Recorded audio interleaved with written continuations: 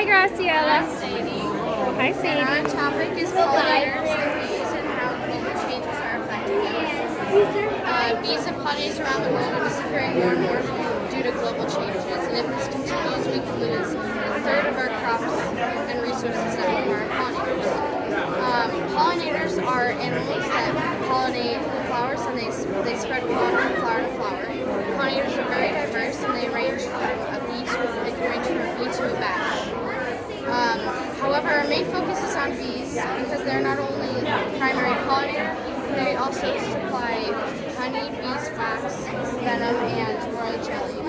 Honey is found in many foods and venom is used for some necessary medicinal purposes. Bees need honey and royal jelly to feed their colonies and help them survive winter. All plants require pollination. It's the first step of plant production and reproduction. 1/3 of our crops are pollinated by animals and 80% of these are pollinated by bees alone. However, unfortunately, a whopping 50 billion bees die every year due to habitat loss, development, degradation, harmful chemicals, and diseases. How can we as a society transform our environment to ecosystems that support our pollinators? The easiest thing you can do to help is support flowers that are rich in nectar. This will help attract more pollinators as well as provide healthy nutrients for them. It will also help them spread a greater source of pollen. Another way it can help is to try to stay away from harmful chemicals. Most sprays and weed killers are very, very toxic to pollinators because the only chemicals safe for them at the moment are 2,4-D and atrazine. So they're not the easiest to find. So if in any case you're able to find these, make sure to only use chemicals where they are unable to get exposed. And always avoid windy weather and migration season so no unnecessary harm comes to them. Finally, you can educate as many people as you can and spread awareness, thoughts, and facts because this can make everyone become more aware of the problem going on with pollinators. Eager to learn. And also be sure to contact your local beekeeper association because it can help you figure out how you and your community can get more involved in helping our pollinators.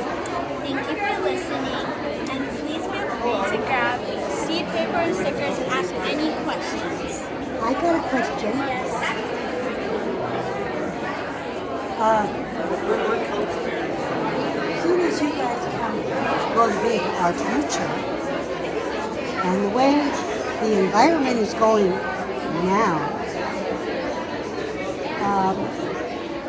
can you think of how it will be possible to keep the bees alive with global warming and all those destructive kind of things?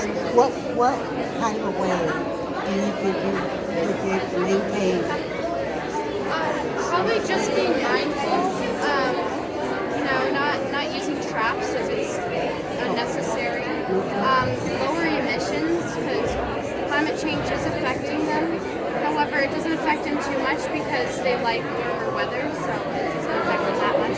But it also affects their migration season, so it also affects when they can get their nectar from their flowers and predators killing them. So that also. Do you have anything to add? Probably gonna also with other projects I think there are projects on global warming, but we also need to be mindful about way more mindful about global warming, and we need to stop using plastic and unnecessary trash and polluting because that'll help, but that's in other projects. But so with adding more to the part where they can change where they get their nectar, it can confuse them and they can go out to get they can be hibernating and then they can miss the season where they get their nectar because global warming can affect when the plants can grow and when they can get the nectar, so they can miss it and they can die. So did you contact your local Beekeepers Association? There's a Colorado Beekeepers Association. There's a website and it has a helpline for removing hives safely and not harming any of the bees. There's also sources on where you can get good flowers. There's a website, it's called Colorado Beekeepers